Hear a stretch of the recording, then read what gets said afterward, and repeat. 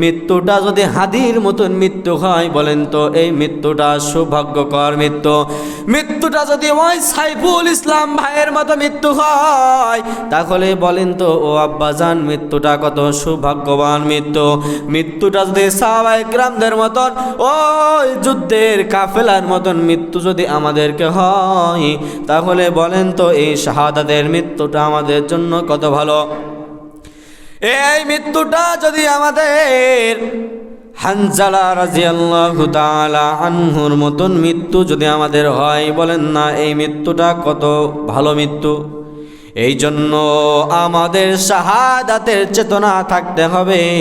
হাদিসের ভিতরে এমনভাবে এসেছে, আল্লাহর কোনো বান্দা যদি শহীদ হওয়ার ইচ্ছা থাকে আর এই লোকটা যদি শহীদ না হয়, এই লোকটা যদি সব সময় চিন্তা করত যে আমি শহীদের মৃত্যু, আমার জন্য শহীদের মৃত্যু হয়, আমি শহীদের মর্যাদা লাভ করব, আমি নবীর জন্য জীবন দিব, আল্লাহর জন্য জীবন দেব, দেশের জন্য জীবন দিব, ভারতের তাগুতের বিরুদ্ধে আমরা লড়ব, কাফেরদের সাথে আমরা যুদ্ধ করব, ইসলামের বিজয় আমরা ছিনিয়ে আনব, এমন চিন্তা ভাবনা যদি কোনো বান্দার ভিতরে থাকে, এই বান্দাটা যদি ঘরের ভিতরে উপরে মারা যায়, তারপরেও আল্লাহ তাআলা বান্দার সুসংবাদ জানা দেয়, এই বান্দাটা শহীদের মর্যাদা লাভ করেছে। বলেন না সুবহানাল্লাহ। শাহাদাতের স্বপ্ন ছিল আমার এই বুকে, শাহাদাতের স্বপ্ন ছিল আমার এই বুকে, এই স্বপ্ন যেন হয় গো পূরণ, স্বপ্ন যেন হয় গো পূরণ, এটাই ফরিয়াদ। শাহাদাতের স্বপ্ন ছিল আমার এই বুকে, শাহাদাতের স্বপ্ন ছিল আমার এই বুকে। বলেন না মারহাবা। সম্মানিত ভাইরা আমার, শাহাদাতের মৃত্যু এমন মৃত্যু, শাহাদাতের মৃত্যু বরণ করলে কিন্তু দুনিয়ায় গোসল দেওয়া হয় না। এটা কি আপনারা জানেন? আগে জানতেন না, আমি আপনাদেরকে জানা দিলাম। এবার বলেন, শাহাদাতের মৃত্যু হইলে কি দুনিয়ায় গোসল দেওয়া হয়? বলেন যে না। বলেন, একটু কথা বলেন আমার সাথে। এটা বললাম তো। কেউ যদি শাহাদাত বরণ করে, কেউ যদি শহীদ হয়ে যায়, দুনিয়ার কোনো পানি দিয়ে শাহাদাতের মৃত্যু বান্দাদেরকে গোসল দেওয়া হয় না। যে যে অবস্থায় মারা যায়, রক্তাক্ত অবস্থায় তাকে দাফন করা হয়। যদি কারো কোনো শাহাদাত বান্দার যদি হাত কেটে নেওয়া হয়, তো ওই হাত যদি খুঁজে পাওয়া যায় তো হাত শুদ্ধ তাকে দাফন দেওয়া হয়। যদি কোনো বান্দার যদি গলা কেটে নেওয়া হয়, এই বান্দার যদি গলা পাওয়া যায় তো গলার সাথে দাফন দেওয়া হয়। আর যদি না পাওয়া যায় তাহলে ওই অবস্থায় ওই মানুষটাকে দাফন দেওয়া হয়।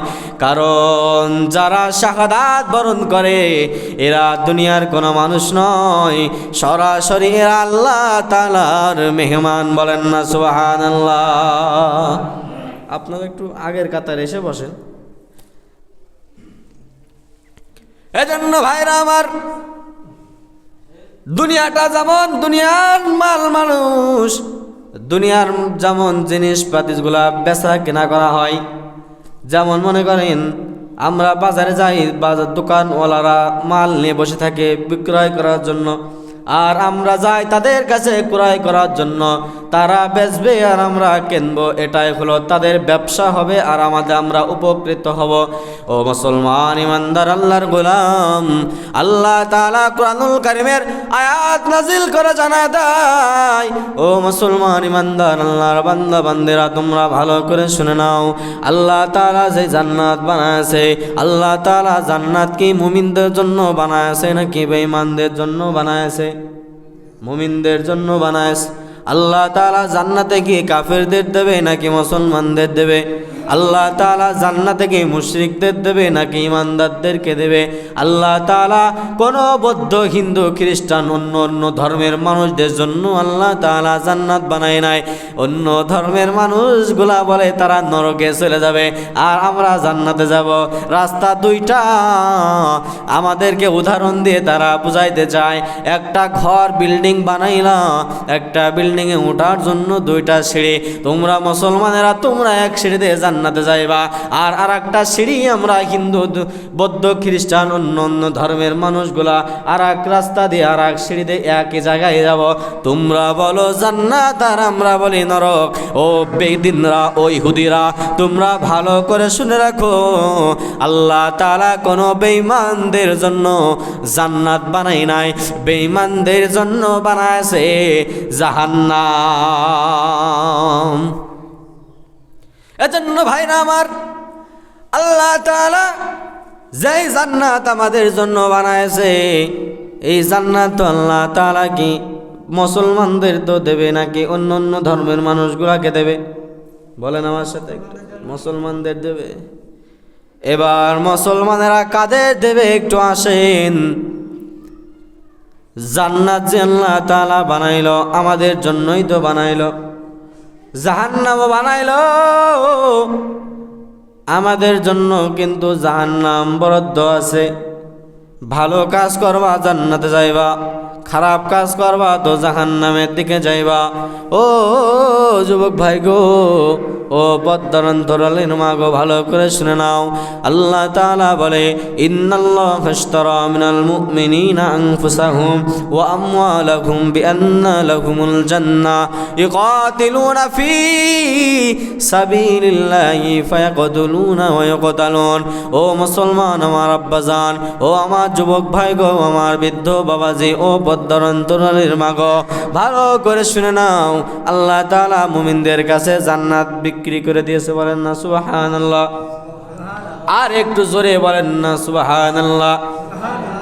আল্লাহ তাআলা মুমিনদের কাছে জান্নাত বিক্রি করে দিয়েছে। কিসের বিনিময়ে বিক্রি করেছে? জান এবং মাল দ্বারা আল্লাহ তাআলা মুমিনদের কাছে জান্নাত বিক্রি করে দিয়েছে, বলেন না সুবহানাল্লাহ। মুসলমান ভাইরা আমার, আল্লাহ তাআলা জান্নাত বিক্রি করে দিয়েছে মুসলমানদের কাছে, ইমানদারদের কাছে, মুমিনদের কাছে। আল্লাহ তাআলা বলে, আমি আল্লাহ তাআলা জান্নাত তোমাদের কাছে বিক্রি করে দিলাম। শুধু একমাত্র জান্নাত বিক্রি করলাম মুমিনদের কাছে, তারা বিনিময় দেবে জান এবং মাল। কারণ যুদ্ধর ময়দানে যেতে হবে, জান দেওয়ার মতন ক্ষমতা থাকতে হবে। জিহাদের ময়দানে যাইতে হবে, শহীদের চেতনা নিয়ে জিহাদের ময়দানের দিকে যাইতে হবে। শহীদের মর্যাদা, শহীদের লাভের জন্য জিহাদের ময়দানের দিকে যাইতে হবে। তোমার মাল আছে, তুমি মাল দিয়ে সহযোগিতা করবা। তুমি বড় শক্তিধর, ক্ষমতাধর বাদশা, তুমি ক্ষমতাধর একজন যুবক, তাগড়া যুবক, তোমাকে জিহাদের দিকে যাইতে হবে। কাফেরদের সাথে তোমাকে যুদ্ধ করতে হবে। কাফেরদের সাথে জিহাদ করতে করতে এমন এক পর্যায়ে তুমি যখন শহীদ হয়ে যাইবা, শাহাদাতের পেয়ালা যখন তুমি পেয়ে যাইবা, এই শাহাদাতের পেয়ালা যদি তুমি পেয়ে যাও, তুমি কবরে যাইতে দেরি, তোমাকে দাফন করতে দেরি হবে, কিন্তু তুমি জান্নাতে যাইতে তোমার দেরি হবে না, বলেন না সুবহানাল্লাহ। কেমন ঈমান তোমার ভিতরে থাকতে হবে। আপনারা যারা সোশ্যাল মিডিয়া চালান, আপনারা যারা ফেসবুক, ইউটিউব, হোয়াটসঅ্যাপ, টুইটার, যারা যে যায় চালান না কেন, অনেকেই খবর পেয়েছেন আমাদের একজন যুবক ভাই শহীদের মর্যাদা আমাদের একজন শহীদ ভাই, আমাদের দিনী ভাই শহীদ হয়েছে, বুকের তাজা রক্ত ঢেলে দিয়েছে, স্বৈরাচারের বিরুদ্ধে রাজপথে দাঁড়ায় গিয়েছিল, ভারতের বিপক্ষে দাঁড়ায় গিয়েছিল। এই তাগুদের বিরুদ্ধে দাঁড়ানোর কারণে আমাদের এই হাদি ভাইকে তারা গুলি করে গত শুক্রবারে তার মাথায় গুলি করেছে, আর এই শুক্রবারে শাহাদাতের পেয়ালা পান করেছে। হাদি ভাইয়ের ইচ্ছা ছিল শাহাদাতের মৃত্যুবরণ করার।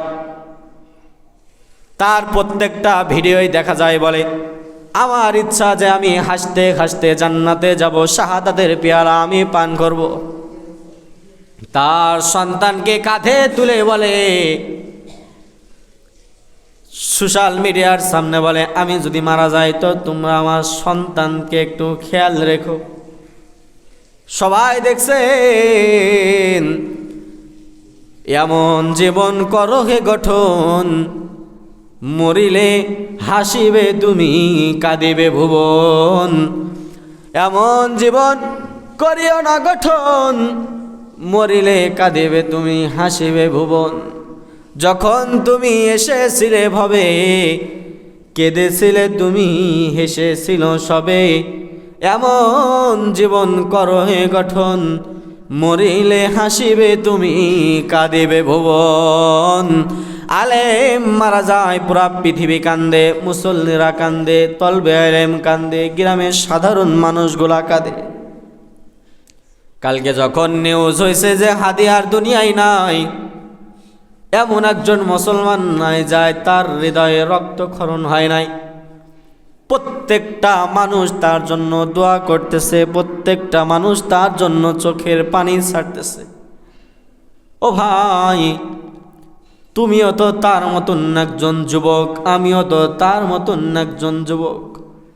সে যদি দিনের জন্য, ইসলামের জন্য, বাতিলের বিরুদ্ধে লড়াই করে যদি শহীদ হইতে পারে, তুমি কেন পারবা না? আবার একদল মুসলমান কিন্তু নাস্তিকের সাথে তাল মিলায় বলে, হাদি কেন শহীদ হয়েছে, এটা কিভাবে শহীদ হয়? যদি বলি ভাই আবু সাইদ তো শহীদ হয়েছে, বলে না এরা শহীদ হয় নাই। যদি বলি ভাই মুগ্ধ তো শহীদ হয়েছে, বলে না এরা শহীদ হয় নাই। ও ভাই, শহীদরা মরে না। শহীদের তোমরা যে তাদেরকে বলো তোমরা মৃত্যুবরণ করেছে, না না, ওরা মরে নাই। যারা দিনের জন্য, ইসলামের জন্য মারা যায়, এরা মরে না, এরা জিন্দা থাকে, এরা আল্লাহ তাআলার মেহমান হয়ে যায়, এরা জিন্দা থাকে, এরা শাহাদাতের পেয়ালা পান করে। বলেন না সুবহানাল্লাহ। সম্মানিত ভাইরা আমার,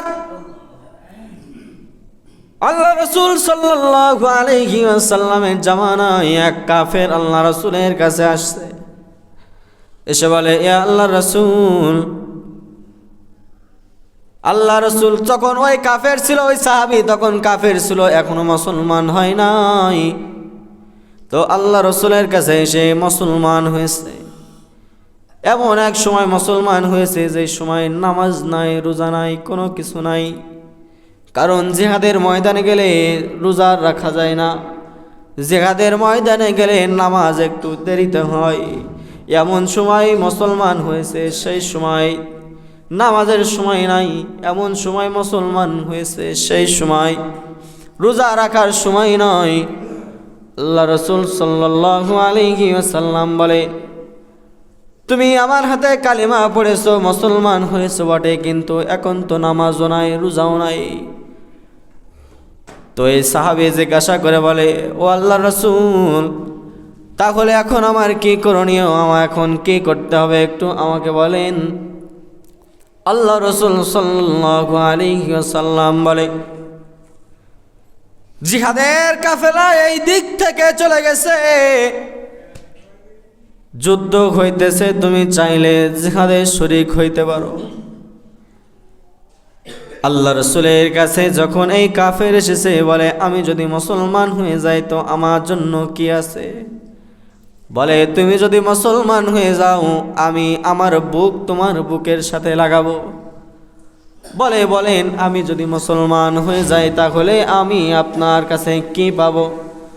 আল্লাহর রাসূল বলে, তুমি যদি মুসলমান হয়ে যাও তাহলে তুমি আমার মুসলমান ভাই হবা।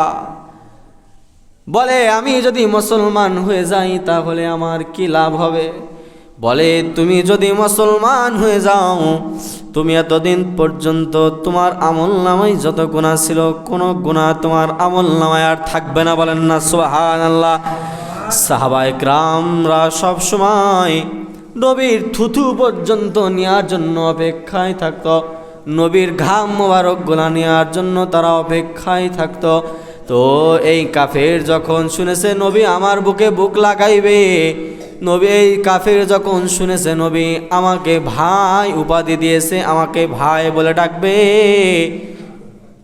এই কাফের ডাকতে বলে আল্লাহ রাসূল আমি আর দেরি করতে চাই না, আমি আর দেরি করতে চাই না, আমি আপনার হাতে হাত রেখে কালেমা পড়ে মুসলমান হয়ে যেতে চাই। আল্লাহর রাসূল আমাকে পড়ায় দেন লা ইলাহা ইল্লাল্লাহু মুহাম্মাদুর রাসূলুল্লাহ সাল্লাল্লাহু আলাইহি ওয়াসাল্লাম। আল্লাহ রাসূল বলে এখন তো নামাজের সময় নয়, এখন তো রোজার সময় নয়, এখন একটা মাত্র সময়, যে সময় জিহাদ ফরজ হয়েছে, তোমাকে এখন জিহাদের প্রস্তুতি নিতে হবে, তোমাকে এখন জিহাদের সময় যাইতে হবে।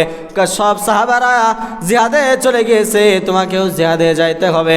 এক সময় জিহাদ করতে করতে করতে করতে এই সাহাবীটা মৃত্যুর স্বাদ গ্রহণ করেছে, শহীদ হয়েছে। বলেন না সুবহানাল্লাহ। সব শহীদের লাশ এক জায়গায় করেছে। তো এই লোকটা তো নতুন মুসলমান হয়েছে, এই কোনো সাহাবী তো এই কাফেরকে চেনে না। সব সাহাবীদের লাশ এক জায়গায় করে দাফন দিবে। আল্লাহ রসুলকে ডেকে বলে ও আল্লাহ রসুল এমন একজন লাশ এখানে দেখতে পাচ্তেছি, এই মানুষটাকে কোনোদিন আমরা দেখি নাই, এই মানুষটাকে কোনোদিন আমরা চিনিও না, এই মানুষটাকে আগে কখনো দেখা হয় নাই, এই মানুষটাকে নতুন দেখতেছি। আল্লাহ রসুল বলে ও সাহাবায়ে কিরামের দল তোমরা এই মানুষটাকে তোমরা চিনবা না, এই মানুষটাকে তোমরা চিনবা না, এই মানুষটা নতুন মুসলমান হয়েছে, তার উপরে নামাজ ফরজ হয় নাই, তার উপরে রোজা ফরজ হয় নাই, তার উপরে জিহাদ ফরজ হয়েছিল, জিহাদের ময়দানে চলে গেছে আর শহীদ হয়ে গেছে। আল্লাহ তাআলা মুস্কি মুস্কি হাসে আর নবীকে বলে ও পয়গম্বর ও রাসূল তাড়াতাড়ি দাফন করে দেন, আমার আরশের ফেরেশতারা ওই বান্দার গোসল দেওয়ার জন্য তাড়াহুড়া করতেছে। বলেন না সুবহানাল্লাহ। শহীদের মর্যাদা এত আল্লাহর কাছে, আর আমরা এই শহীদদের জিহাদের কথা বললে আমাদেরকে বলে জঙ্গি, বলে মসজিদে হুজুররা জঙ্গির বয়ান করতেছে। জিহাদের কথা বললে আমাদেরকে তারা বলে জঙ্গি ট্রেনিং দিতেছে এই মসজিদে। বলেন তো নামাজ যেমন ফরজ জিহাদ মনে হয় ফরজ না? বলেন জিহাদ ফরজ না? রোজা যেমন ফরজ জিহাদও তেমন আমাদের উপরে ফরজ। তোমরা যারা আমাদেরকে বলো জিহাদের কথা বললেই আমরা রাজাকার, জিহাদের কথা বললেই আমরা জঙ্গি, কবরে কিন্তু তোমাদেরকে যাইতে হবে বাজান। সম্মানিত ভাইরা আমার, একেবারে শেষ পর্যায়ে আমি আপনাদের মাঝে চলে এসেছি, বয়ানের রীতি টেনে দেব আমি আপনাদের মাঝে, কিন্তু আরও একটা উদাহরণ আমি আপনাদের মাঝে দিতে চাই। এই যে হাদি ভাই আমাদেরকে কেমন সাহসী যুবক আমাদেরকে শাহাদাতের চেতনা দিয়ে গেছে, আমাদের শাহাদাতের চেতনা আমাদেরকে দিয়ে গেল। এই চেতনা যদি আমরা ধরে রাখতে পারি তাহলে আমরা ভাগ্যবান, আর যদি এই চেতনা যদি আমরা ধরে রাখতে না পারি তাহলে আমাদের কপাল পোড়া ছাড়া আর কোনো উপায় নাই। এখনও যদি এই ভারতের গোষ্ঠীরা যদি এখনও মুসলমানদের উপর নির্যাতন করে, এখনও যদি এই নমরুদের দলগুলা, ফিরাউনের দলগুলা, আবু জাহেল উতবা সাইবার দলগুলা এখনও যদি মুসলমানদের উপর স্টিম রোলার চালাইতে থাকে, তো আমরা তাদেরকেও সতর্ক করে দিতে চাই, আমরা মুসলমানেরা কম থাকতে পারে, তোমাদের চাহিদা থাকলে তোমরা আমাদেরকে বলো, তোমাদের সাথে সরাসরি যুদ্ধ হবে, তোমাদের সাথে সরাসরি আমাদেরকে কথা হবে, তোমাদের সাথে সরাসরি আমাদেরকে মাঠে ময়দানে দেখা হবে। দেখা যাবে তোমাদের ওই তাগুদের শক্তি বেশি নাকি আমাদের মুসলমানদের ইমানের শক্তি বেশি, তোমাদের অস্ত্রের শক্তি বেশি নাকি আমাদের লিল্লাহি তাকবীর আল্লাহু আকবারের শক্তি বেশি, বলেন না ঠিক কিনা? সম্মানিত ভাইরা আমার, হানজালা রাদিয়াল্লাহু তাআলা আনহুর নাম কি আপনারা শুনেছেন নাকি শোনেন নাই? হানজালার নাম শুনছেন আপনারা? হানজালা রাদিয়াল্লাহু তাআলা আনহু এমন একজন সাহাবী, বিবাহের রাত, প্রথম বিবাহ করে বাড়ি আছে, বাসর রাত হয়েছে, স্ত্রীর সাথে মিলামিশা হয়েছে, সহবাস হয়েছে, ফরজ গোসল হয়েছে। ফরজ গোসল করার জন্য লুঙ্গি গামছাটা নিয়ে গোসলখানায় যাইতেছে, গোসল করবে। এমন সময় কানে আওয়াজ আইছে, নবী আর নাই, নবী নাই। হানজালা রাদিয়াল্লাহু তাআলা আনহু স্ত্রীকে ডেকে বলে, ও স্ত্রী, আমার লুঙ্গি গামছা তুমি দিয়েছো, লুঙ্গি গামছাটা নিয়ে যাও, ঘর থেকে তরবারিটা আমার হাতে দাও, তরবারিটা বের করে দাও, আমার আর এখন গোসলের সময় নাই, এখন আমার গোসল করার আর সময় নাই, আমার কানে আওয়াজ চলে আইছে, নবী আর নাই। ও বিবি আমার, বিবাহের প্রথম রাত গোসল ফরজ হয়েছে, আমার এখন গোসল করার সময়ও আমার হাতে আর নাই। যদি দেরি হয়ে যায় কিয়ামতের ময়দানে আল্লাহ তাআলার কাছে জবাব দেওয়ার মতন ক্ষমতা আমি হানজালার নাই, তো আমার লুঙ্গি গামছাটা তুমি যেখানে ছিল সেখানেই রেখে দাও, আমার হাতে তরবারিটা দাও। হানজালা লুঙ্গি গামছা দিয়ে দিছে, হাতে তরবারিটা নিয়ে এনেছে। বিবি ডাক দে বলে, ও স্বামী আমার, বিবাহের প্রথম রাত আমি তো আপনাকে দেখতে পাইলাম না ভালো মতো, আমার মন চায় আমি আপনাকে একটু ভালো করে দেখতে চাই। হানজালা ডেকে বলে, ও প্রাণের স্ত্রী আমার, আমি এখানে যত দেরি করব তত দেরি হবে, আমি তাড়াতাড়ি যুদ্ধের ময়দানে যেতে চাই শহীদ হওয়ার জন্য। যদি গাজী হয়ে ফিরে আসি তো তোমার সাথে আমার আবার দেখা হবে, সাক্ষাৎ হবে, আর যদি শহীদ না হয়ে যদি গাজী হয়ে আসি তো তোমার সাথে দেখা হবে, আর যদি গাজী না হয়ে যদি শহীদ হয়ে যায় তো আমি তোমার সাথে আমার জান্নাতে দেখা হবে, আমাকে বিদায় জানায় দাও। হানজালা রাদিয়াল্লাহু তাআলা আনহু তরবারিটা নিয়ে জিহাদের ময়দানে চলে গেছে। যুদ্ধর কাফেলা অনেক দূর চলে গেছে, অনেক রাস্তা পার হয়ে গেছে। একজন যুদ্ধর কমান্ডারের সাথে দেখা হয়েছে, তাকে ডেকে বলে, এই রাস্তা দিয়ে কি কোনো যুদ্ধের কাফেলা গেছে নাকি? বলে, অনেক আগেই তো চলে গেছে, তুমি এখন কোত্থেকে আসছো? হানজালা বলে, আমার আসতে একটু দেরি হয়েছে, এই যুদ্ধর কাফেলা এই দিক থেকে কত দূর পর্যন্ত গেছে? বলে, অনেক দূর পর্যন্ত চলে গেছে, অনেক দূর হয়ে গেছে, অনেক পথ চলে গেছে, অনেক কাফেরদেরকে অনেক কাফের মৃত্যুবরণ করেছে, অনেক সাহাবায়ে কেরাম শহীদ হয়ে গেছে। এক পর্যায়ে হানজালা রাদিয়াল্লাহু তাআলা আনহু কাফেরদের সাথে যুদ্ধ করতে করতে করতে করতে এমন এক সময় হানজালা রাদিয়াল্লাহু তাআলা আনহু শহীদ হয়ে গেছে। সব যুদ্ধ যখন শেষ হয়ে গেছে, জিহাদ শেষ হয়ে গেছে, হওয়ার পরে যখন সব শহীদের লাশগুলা এক জায়গায় করতেছে, এমন সময় হানজালার স্ত্রী এসে নবীকে ডেকে বলে, ও নবী আমার, হানজালা নামে কি এমন কোন তোমার সাহাবী আছে নাকি? ও নবী আমার, এমন চেহারার আকৃতি, লম্বা চম্বা এতটুকু, দেখতে এমন, আল্লাহর রসুল, এমন একজন সাহাবী কি এসেছে নাকি? আল্লাহ রসুল বলে, আমার সাথে তো সাক্ষাৎ হয় নাই। ও যুদ্ধের কাফেলার কমান্ডারেরা, তোমাদের খাতার লিস্টটা একটু দেখো, হানজালা নামে কোনো সাহাবী আছে নাকি? সব লিস্ট শেষ হয়ে গেছে। হানজালা লাশটা এখনো খুঁজে পাওয়া যায় নাই, হানজালার লাশের কোনো সন্ধান এখনো মেলে নাই, হানজালার লাশ এখনো পায় নাই। হানজালার লাশ খুঁজতে বলে আল্লাহ রাসূল বলে, ও সাহাবা একরামের দল, যাও যাও তাড়াতাড়ি যাও, আমার সাহাবীর হানজালার লাশটা তোমরা তাড়াতাড়ি খোঁজো। এমনভাবে খুঁজতে খুঁজতে কিছুদিন পর্যন্ত দেরি হয়ে গেছে, সব লাশগুলা পেয়ে গেছে। কিছুদিন পরে যখন হানজালার লাশ পেয়েছে, হানজালার লাশ পাওয়ার পরে দেখে আসরের পরে মানুষ, এখন আমরা নামাজ পড়ে যে খাওয়া দাওয়া করার পরে একটু ক্লান্তি ভাব আসে, আমরা একটু ঘুমানোর জন্য শরীরটা ছেড়ে দেওয়ার জন্য একটু বিছানায় শুয়ে পড়ি কি পড়ি না? অনেকেই শুয়ে পড়ি, অনেকেই বাজারে চলে যায়, অনেকেই নানা কাজে কর্মে অনেকেই চলে যায়। কিন্তু আমার যুবক ভাই গো, হানজালার লাশটা এমন অবস্থায় ছিল, মাত্র কেমন মনে হচ্ছে হানজালা মাত্র ঘুমাইলো।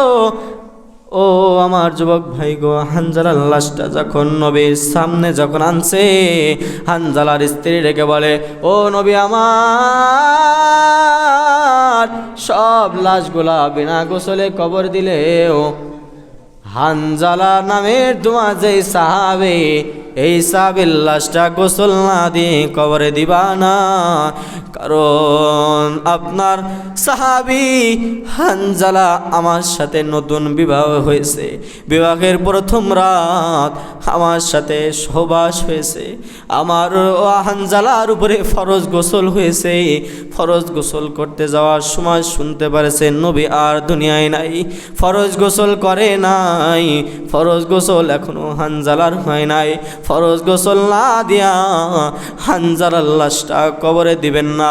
আল্লাহ রাসূল বলে, ও সাহাবা একরামের দল, তাড়াতাড়ি হানজালার লাশটা গোসল করে দাফন করায়া দাও।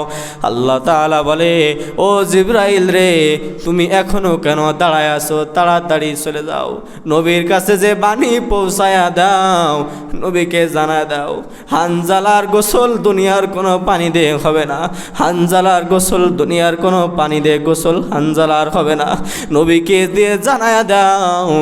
আরো সে সাহাবা একরামদেরকে জানায় দাও, আরো সে ফেরেশতারা দাঁড়ায় আছে, হানজালার গোসল জমজমের পানি দিয়েও হবে না, হানজালার গোসল দুনিয়ার কোনো পানি দিয়ে আর আমরা দিয়াতে চাই না, তাড়াতাড়ি হানজালার লাশটা দাফন করে দিতে বলেন। ফেরেশতারা দাঁড়ায় আছে, ফেরেশতারা জান্নাতের পানি দিয়ে হানজালার লাশটা গোসল দেওয়ার জন্য সবাই ব্যস্ত হয়ে গেছে। তাড়াতাড়ি হানজালার লাশটা দাফন করে দেন। ও আমার যুবক ভাই গো, আমি এটাই শুধু আপনাদের কাছে বুঝাইতে চাই, শহীদের মর্যাদা শুধু এটা নয়, শহীদের মর্যাদা আল্লাহর কাছে অনেক। শহীদেরা মরে না, শহীদেরা জিন্দা থাকে, শহীদেরা কবরে জিন্দা থাকে। শহীদের যদি তুমি শহীদের বাবা হও, তুমি একজন ভাগ্যবান বাবা হইলা। তুমি যদি একজন শহীদের ভাই হইলা, তুমি একজন শহীদের ভাগ্যবান ভাই হইলা। তুমি যদি একজন শহীদের মা হইলা, তো একজন ভাগ্যবান মা তুমি হইলা। শহীদের মর্যাদা, শহীদের বয়ান যদি আমি আপনাদের কাছে প্রত্যেক জুম্মায় যদি করি, তাও আপনাদের তৃপ্তি হবে না, কারণ শহীদের দায়িত্ব স্মরণ আল্লাহ তাআলাই নিয়ে নিয়েছে। বলেন না সুবহানাল্লাহ, জবান খুলে চিৎকার করে বলেন না সুবহানাল্লাহ। ও আমার যুবক ভাই গো, এটাই আমি আপনাদের এই মেসেজ দিতে চাই। জীবন একটা জীবন পাইলা, এই জীবনটা যদি নবীর জন্য দিতে পারো, এই জীবনটা যদি আল্লাহর জন্য দিতে পারো, বাতিলের বিরুদ্ধে যদি জিহাদের কারণে যদি প্রথম কাতায় দাঁড়ায়া বাতিলের সাথে রুখে দাঁড়ায়া যদি এই জীবনটা হাদির মতো দিয়ে দিতে পারো, হাদিরে হাসি মুখটা কিন্তু সবাই দেখতেছে, হাদি শাহাদাত বরণ করেছে, এরা এই এক হাদিকে মেরে তোমরা খুশি থাকতে পারবা না। হাজারো হাদি এখনো এই বাংলার জমিনে জীবিত আছে, এক সাহিদকে মেরে তোমরা থাকতে পারবা না, আরো হাজারো সাহিদ এখনো জন্ম নেবে, এক মুগ্ধকে মেরে তোমরা পারবা না। হাজারো মুগ্ধ এই বাংলার জমিনের অনেক মায়ের গর্ভ থেকে আসবে। তোমরা এদেরকে মেরে ফেলে মনে করবা বাংলাদেশ তোমরা নিয়ে নিবা পারবা না। তোমরা মনে করো ইসলাম তোমরা লুটিয়ে ফেলবা, ইসলামের পতাকা তোমরা ছিঁড়ে ফেলবা, পারবা না। কারণ আজ থেকে 1450 বছর আগেও এই ইসলামের শত্রু ছিল, এখনও আছে, ভবিষ্যতেও থাকবে। তারপরেও কিন্তু ইসলামের পতাকা, ইসলামের বিজয়, মুসলমানদের বিজয় হবে। ঠিক কিনা কথা বলে? এজন্য ভাইরা আমার, যখন কালকে দেখলাম আমাদের সাথী ভাই, এই হাদি ভাই একজন সাহসী পুরুষ, দিনের জন্য, ইসলামের জন্য সব সময় তার মুখে থাকতো যে শহীদ হব। অনেকগুলা স্কিপ দেখলাম ভিডিওতে, তার মুখে শুধু এই হাসির বাণীগুলা, যে জীবন তো একটা, এটা যদি ইসলামের জন্য দিয়ে দিই তো আর তা আফসোস নাই। এই জন্য ভাই, মরে গেলে তো মরেই গেলাম, কিন্তু ভিতরে যদি একটা চেতনা থাকে যে আমি শহীদ হব, যদি জিহাদ পর্যন্ত তুমি যাইতে না পারো, বিছানায়ও যদি তোমার মৃত্যু হয়, তো শহীদের মর্যাদাটা তুমি পাবা। দেখবেন, আপনারা কি মনে করেন এটা আমি জানি না, আমি কিন্তু প্রত্যেকটা দোয়াই বলি, আল্লাহ শাহাদাতের মৃত্যু তুমি আমাদেরকে দিও। যদি শহীদ না হই শহীদের ভাই বানায়ো, যদি শহীদ না হইতে পারি শহীদের বাবা বানায়ো, যদি শহীদ না হইতে পারি তো একজন শহীদের আত্মীয় হলেও আমাকে বানায়ো। কারণ শহীদের কবরে কোনো সওয়াল জবাব তো দূরের কথা, শহীদ যারা হয় এদের কোনো আফসোস নাই, এরা শহীদরা জিন্দা হয়ে থাকে। বলেন না সুবহানাল্লাহ। এজন্য শহীদি চেতনা আমাদের ভিতরে আনা যাবে তো ইনশাল্লাহ? একটু জোরে বলেন না ইনশাল্লাহ। আল্লাহ তাআলা আমাদের এই প্রত্যেকটা যুবক ভাইদেরকে, আল্লাহ তুমি হজরতে হানজালার মতন, ওমরের মতন, উসমানের মতন, আলীর মতন আমাদের ইমান তুমি মজবুত করে দিও। বলেন না আমিন। আল্লাহ তুমি আমাদের শহীদের কাতারে আমাদেরকে দাঁড়া